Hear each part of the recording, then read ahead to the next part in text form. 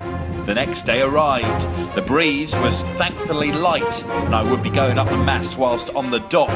This was good news. Ian, just a couple of facts about the mast. How high are we looking? The mast about 30 metres or 100 foot off the deck. Great. Hello and good morning. This is 3:60 a.m. I'm Tom Bushell with you. I clearly made Henman feel uneasy at the other side of the net as he served. That was out. Yes, out. A great decision by the line judge there as I moved to love 15 up. Quite proud of that, aren't you? That's the only time I've been karting, Lewis. But you didn't win though. It is third. You know that, right? And there were only 3 cars on the track.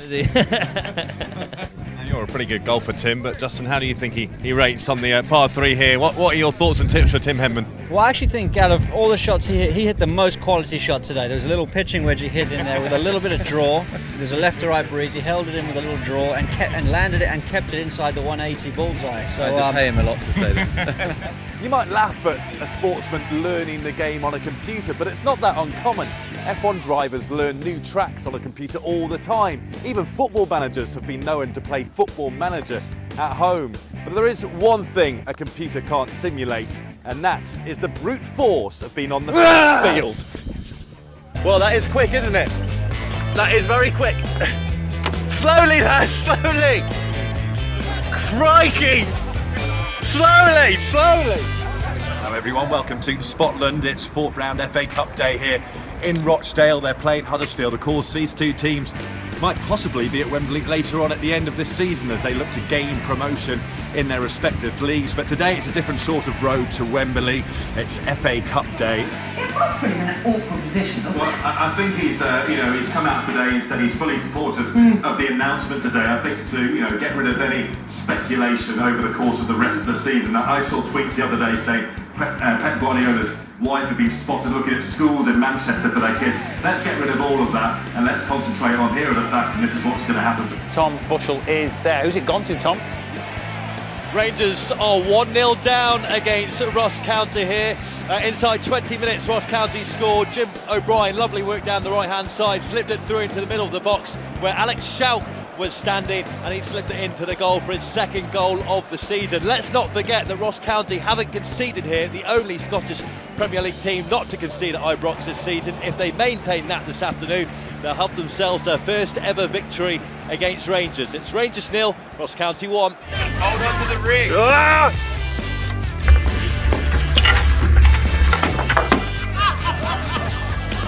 That's great. Really good. With the Zam sails up, she really comes to life. Take the mainsail for instance, at 161 square metres. She's bigger than a wing of a Boeing 737. A lot bigger. Hi, I'm Tom Bushell and welcome to quarter-final day here at the Dubai Duty-Free Tennis Championships. Joining me once again this evening, Dave Luddy, who's covered 72 Grand Slam titles. And the first question I want to ask you tonight, Dave, is how's your Italian? It's funny, isn't it, how this little ball can affect so many people's lives in so many different ways as well. Whether you're a fan, a reporter perhaps, a manager, a professional player, a kid in the park, or like our individual this week, a man who has a passion for teaching the younger generation. Okay, more than halfway now. We're pretty much at the top now. Apologies for the shoddy camera work. You really do have to watch where you're going up here. There's so many things in your way.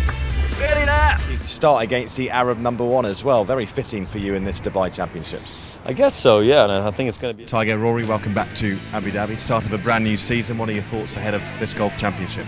I'm looking forward to it. And what does the Australian Open have that, maybe none of the other slams have? Of course, it's such a great tennis calendar now, isn't it? But what does this tournament bring? But I think it's not a pleasant journey upwards. We're at the top! We can see everyone down below there. That's it for 3:60 a.m. today. We're back on Sunday morning, of course. Until then, have yourselves a brilliant weekend.